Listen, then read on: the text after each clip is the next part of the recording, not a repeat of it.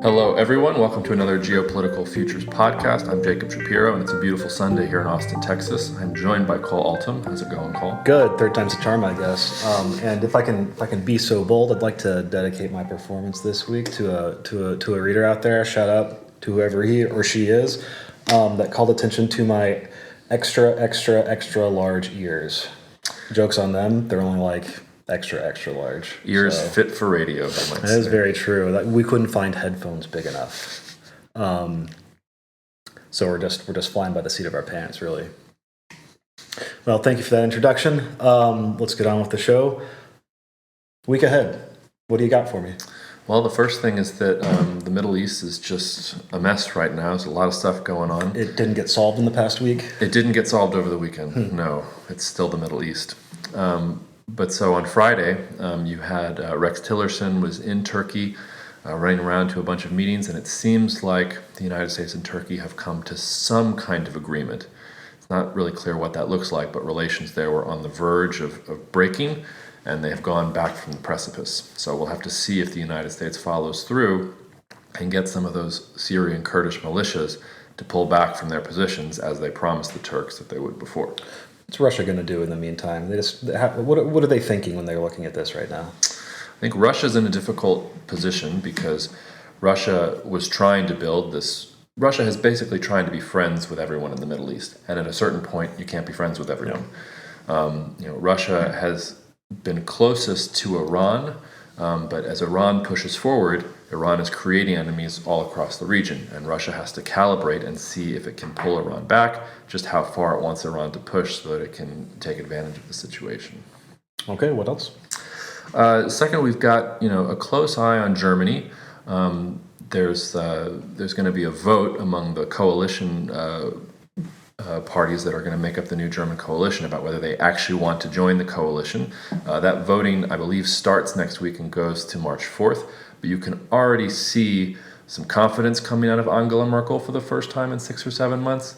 You see some movement to start thinking about next steps for the EU because Europe has basically been in a bit of a holding pattern while Germany tries to figure out itself. So I think watch Germany, not because the coalition vote is going to be decided this next week, but polls right now look pretty good in these parties for joining the coalition, and I think you're going to see Germany start to warm up, start thinking about what comes next as their government gets installed. And then last but not least, a close eye on U.S.-Mexico relations. There was a report at the end of last week that said Peña Nieto and Donald Trump were going to have a meeting at some point, and that it was going to be announced soon. There has yet been no announcement, but there's a lot of stuff going on right now between Mexico and the United States, related to NAFTA, related to violence in Mexico, related to Central American refugees coming up through Mexico to the U.S. border. For all of these reasons, also Mexican elections coming up, that particular meeting and what's going to be discussed there, I think, is going to be important. Okay, great. Thanks very much. Now, we've got a piece coming out here pretty soon about new developments in this budding U.S.-China trade war that we keep hearing so much about. And that's all good and well, but I don't want to talk so much about trade wars. I want to talk about real wars. I want to talk about the good stuff, right? And so specifically, there was this just delightful article, I believe it was last week, from the Global Times. Now, for the uninitiated, the Global Times is a wonderful publication out of China. And we can contextualize this a little bit. It's published by the People's Daily, which is the official mouthpiece of the Communist Party of China. But it's sort of branded as this thing where you can find normal things in there. You can find sports and celebrity gossip and all these other things. But when it comes to its opinion pages and when it comes to foreign policy, it is very, very, very loud. It is very in your face. Some might say militaristic, very nationalistic. It rattles a lot of sabers. Is that a fair characterization so far? It is. I mean, I think it's one of the places where China expresses some of the things that it isn't necessarily polite to express. So sometimes the things in Global Times are accurate, sometimes they're not, sometimes they're somewhere in between. But when you read the Global Times, you're not reading it to know exactly what's happening. You're reading to know, well, what does that fringe or what does that side of the equation think about what's going on? Right. So it's fair to say that fringe though it might be, it is still representative of at least some corner of the ruling party, right? So, and that's kind of what I want to talk to you about. Before we get into it, though, I guess we need to take a step back. And if we're talking about Chinese military doctrine or Chinese military development in any sort of capacity, I think it's wise first to step back and say, what is China's strategy right now? What is the strategy it aspires to have? Well, it's a complicated question. I know. But so there are a couple different things here. In terms of what China wants to do right now, China is really focusing on building what we would call area denial capabilities. What does that mean? So China wants to make it very difficult for a hypothetical attacker, like, say, the United States, to actually attack China. China doesn't have the ability to resist the U.S. Navy, but what China's doing right now is it's trying to build the capabilities so that if the U.S. and China ever came into conflict, China would be able to inflict a very heavy price on the United States. So it's less about projecting power outward and more about defensive capability? Like, does that make sense? Well, it's more about defensive capabilities right now because they simply don't have the offensive capabilities. Now, the next step to that is once you have defended the border and can make it more difficult for an enemy to attack you, then you want to try to start pushing outwards. Now, when you look at where China is investing its money, a lot of it is going into the Navy and into specific capabilities.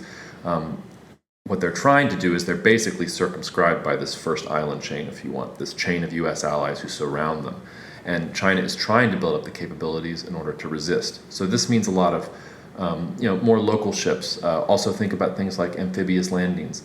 Think about getting experience with carrier battle group operations, because China's never really done that before. One of my favorite things to point out is that I think China has only graduated 2 or 3 class of fighter pilots who actually have any experience flying planes on and off carriers. Well, and to bear in mind, too, they do have an aircraft carrier, but it's an old Soviet model, if I'm not mistaken, and they only recently got it. So it's not like having one all of a sudden makes you like a perfectly superior blue water Navy, excuse me. No, well, they refurbished one, and there's an indigenous one that is being built, and then there's even a third one, and the third one is going to have more advanced technology. So the first two have these ramps that the jets go up the ramp and they go off. A U.S. carrier actually sort of shoots the fighters off with a sort of a catapult type thing. That third carrier that China is working on, this is going to be completed many years down the line, reportedly has some of that more advanced technology. So China is definitely thinking in terms of building those force projection ships. But even when you look at Chinese press or what Xi Jinping has said himself, they're thinking about 2030, 2040 for that kind of stuff. Where they're focusing right now is some of the more mundane, protecting the border. If hypothetically they ever wanted to go for Taiwan, you would need amphibious landing ships to get your soldiers from China to the island of Taiwan. They don't actually have that. They don't have the capability to just put as many soldiers as they want there. So, you can talk about carriers and all these global blue water Navy projection things they're trying to do, but if you want to see what's really important, look at mines and anti-mines and submarines and the advances they're making there. That's the real important spot right now. Well, and to take it back to the article then, the Global Times article we were speaking about a moment ago, different factions in the government there, and I believe, correct me if I'm wrong, President Xi himself, have always kind of maintained the line that its military development, its overhaul, is a slow, deliberate maturation, a thing that is done peacefully, that any burgeoning power would ordinarily have. Not everybody agrees with that, right? Not everybody in China actually agrees with that. So some are saying that this is designed specifically to counter the United States or to challenge the United States or undermine it in some way. Still, many in the government are saying no, not at all. This is for peaceful purposes. Can you sort of explain that divide and where some of these camps align or unalign? Yeah, I can explain the divide, and then I'll tell you why I think it's not important. Okay. Because the divide is that you're exactly right. If you go to different conferences or listen to different Chinese officials talk, they will emphasize China's peaceful rise. This is definitely not true and has not been true throughout all of China's history. There are some that want to get a lot more aggressive, but it really doesn't matter what they want. As China's power increases, its interests are going to change. They've already changed somewhat, and that means that the U.S. and China are not going to see eye to eye. Right now, China is okay with the U.S.-led global economic system and its, the global trade routes being protected by the United States. But as China gets more powerful and becomes more of a competitor to the United States, it wants to be able to control some of those sea lanes itself. So whether someone in China says they want a peaceful rise or not, just the sort of elemental progression of Chinese power brings it into, not into conflict, but into disagreement with the United States, and that will create a whole set of different things. I don't think that anyone in Germany in the 1870s was like, yeah, we're going to take over Europe, right? It was the natural rise of a united Germany that sort of created these policy conditions that eventually brought Germany into conflict with France, the UK, Russia. Not to look too far into it, do you think that's a fair comparison? Contemporary China and late 19th century Germany? There are, like all comparisons, there are some things that are similar and there are some things that are completely different. Germany and the United Kingdom were basically in the same continent. The United States and China are not. For Germany and the United Kingdom, there was also, some of it basically became zero-sum, in large part because of the political relationships that developed in Europe. I don't think it is that way quite yet. But if you're talking about, you have one power that is very, very strong and firmly entrenched, the United States, and you have an up-and-coming power like China, yeah, you do have a very well-entrenched power and an up-and-coming power. Well, let's go back to China then. If there are factions that are at least saying these things, even if they're not able to do them, but if they're actually saying them, this is not just a matter of, to some degree, it's not the same thing as some different dissenting opinions in today's Republican Party or Democratic Party. This is the Communist Party of China, and Xi Jinping is essentially their chairman, right? So, to what extent is he allowing this conversation to be had, if at all, or if he has any say in that? One, two. Do these factions, if they are actually rogue and not operating at his express approval, do they pose any sort of challenge to his reign? Explain some of the purges and some of the reshuffling that he's done over the years to sort of entrench himself and appoint people who are loyal to him. Look, one of the most impressive things about Xi Jinping is the way that he has gone about reforming the PLA, the People's Liberation Army. He has done some major work here. They've reorganized from, I think it was 7 different administrative regions to 5. He reshuffled commanders. He took commanders from one region where they had a power base and put them in another place where they didn't necessarily have a power base. He laid off hundreds of thousands of soldiers at one point. There have been a lot of changes in the PLA under Xi's rule. Xi has also anointed himself basically the quote-unquote commander-in-chief, which was never really a role that previous Chinese leaders played. It wasn't like the United States, where the president is also the commander-in-chief of the armed forces. Xi talks about himself that way.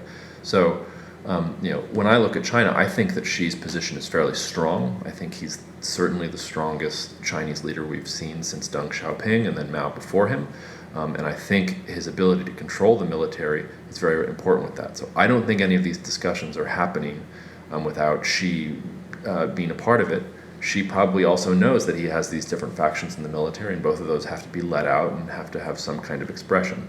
Just the conversation, though, just the fact that that conversation is happening openly in Chinese press, to me tells you that this is probably a live discussion in China, and they are thinking both about how to make their rise peaceful, because I don't think most countries ever want conflict, but are also preparing for the contingencies, because they see, geopolitically, when rising powers come up against entrenched powers and the interests start to diverge, that you have to be ready for conflict. So the fact that China is having that conversation with itself tells you that it's going through a maturation process, and how Xi's military reforms go and how it goes in streamlining PLA operations is going to be important to watch, and an important gauge of his power over time. I think my last question for you, and we've been tiptoeing around it for a while, but I want to be a little bit more explicit if we can. There is absolutely a narrative, and I kind of hate this word, but there is a narrative out there, and so I'm just going to call it a narrative, where the United States is beginning its slow, steady decline into obscurity, and it's going to be replaced by this rising power called China. It's across the Pacific Ocean, and it's taken everybody by surprise. I am being a little facetious, obvious, because I know what our stance on this is, but I do want you to articulate that stance a little bit, because that is a very, very convenient narrative, and it's pretty accurate, but only up until a point.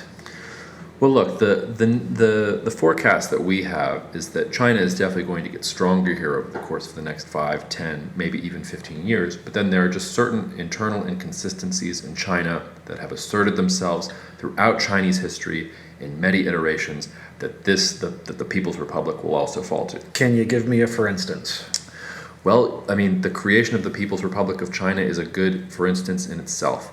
After the Qing Empire collapsed, China basically went into civil war, was ruled by a bunch of different warlords from different regions.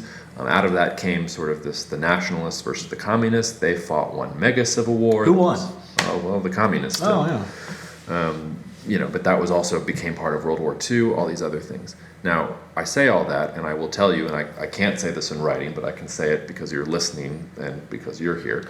I'm listening to you. This is the forecast I lose the most sleep over. When I speak publicly and when people talk to me one-on-one, people ask me, what is the forecast that you are least sure about at GPF? It's this one about China. Because on the one hand, while I see Chinese history and I see that there is a pattern to it and that this current cycle of strengthening fits into that pattern, I also see that the People's Republic of China has done awesome things. And I don't mean awesome in that like millennial cool sense. No, it's hard to overstate like the night and day difference between China, 40 years ago and China today. Like it's pretty remarkable. It is. I mean, and in just one example, the piece that you mentioned earlier that published today, I was looking at steel production figures for China. In 1967, China produced something like 2% of the world's steel. Today, it's like 50%. That's shocking, especially when you consider the level of poverty, the lack of development in China, the amount of damage Mao did, and some of the policies that he undertook, and the patience of the Chinese people to go along with that. We have this forecast of China. I think it's probably well known by most of our readers and most of our listeners. But if I think about, what if we're wrong about China? Then yeah, it does kind of look like that situation where eventually China is going to have to push back against the United States. Our take right now, though, is that China is going to be beset with internal problems before it gets to that point, and that China is not going to be able to outrun or overcome those internal domestic problems. All right, well, you heard it here first. No conflict ever with China and the United States ever. I'm going to quote you on that one. Unless we're wrong, in which case... Oh, yeah, all right. In that case, everything we just said for the past few minutes is out the window. No, and I will say that there might be conflict. I would just say that, it's not...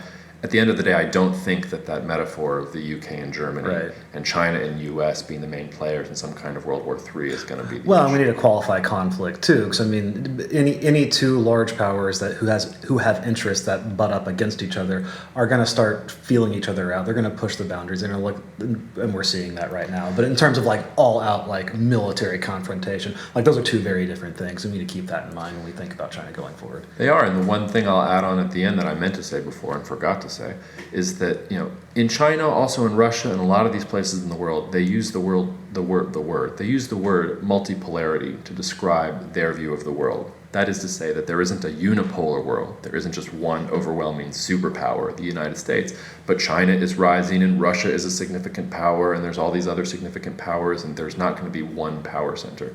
I would say that going forward, a multipolar world doesn't mean that the U.S. is getting weaker. It means that other countries in the world are actually getting stronger. And to your point, when people think about the U.S.-China relationship, they assume that the U.S. is just standing still and that China is going to be making these leaps and bounds improvements.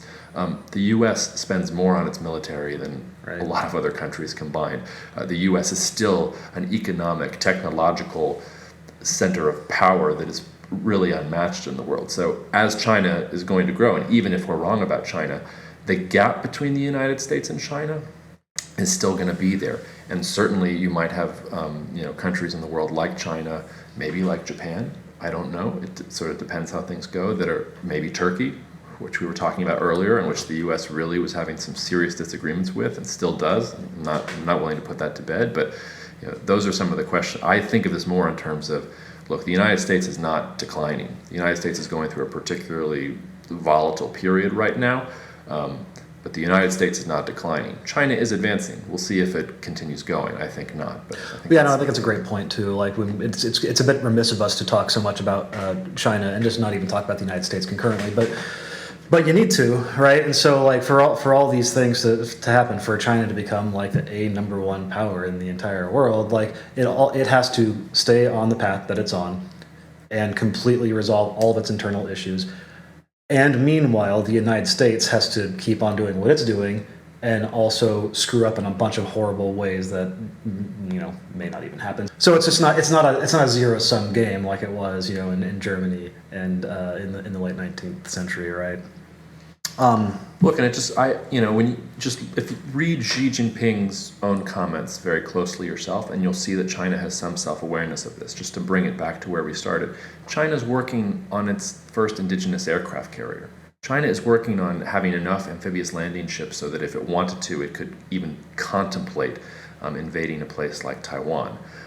China is focusing on area denial. China is focusing on bringing the 100 million people who are living in the interior, who are still living in abject poverty, into some form of wealth. These are the problems that China is going to be dealing with in the next 10 years. If they can, and I have my doubts about, I think these might be the problems that finally do them in. If they can, then in 10 years from now, you and I have to have another podcast, and I have to say, okay, the GPI forecast was wrong. Here we go. And things might be a little different. But from where I sit right now and where I'm focusing on what China is for the next 10, 15 years, it's very small, boring things about, well, how silent are their submarines? How good is their stealth technology? How good are their officer training schools? And are there still 100 million people living on $2 a day in the interior? Those are the operative questions to be asking about China right now. And if you're a China bull, that means you think China's going to overcome those things. And I don't discount that. I've seen what China's done over the course of the past 70, 80 years. They've blown away, I think, most projections. The flip side is that eventually geography, I think, will come home and will assert itself. And when it does, we've seen similar historical patterns. That doesn't usually lead to China clashing with faraway empires or nations. All right, well, I wrote all those questions down, and I'll see you in 10 years. Sounds great. All right. All right, thanks for taking the time. I appreciate it. And we'll catch y'all in 2028. Yeah, sounds good. All right. For more geopolitical insights from the team at Geopolitical Futures, sign up for our free weekly email newsletter using the link in the description.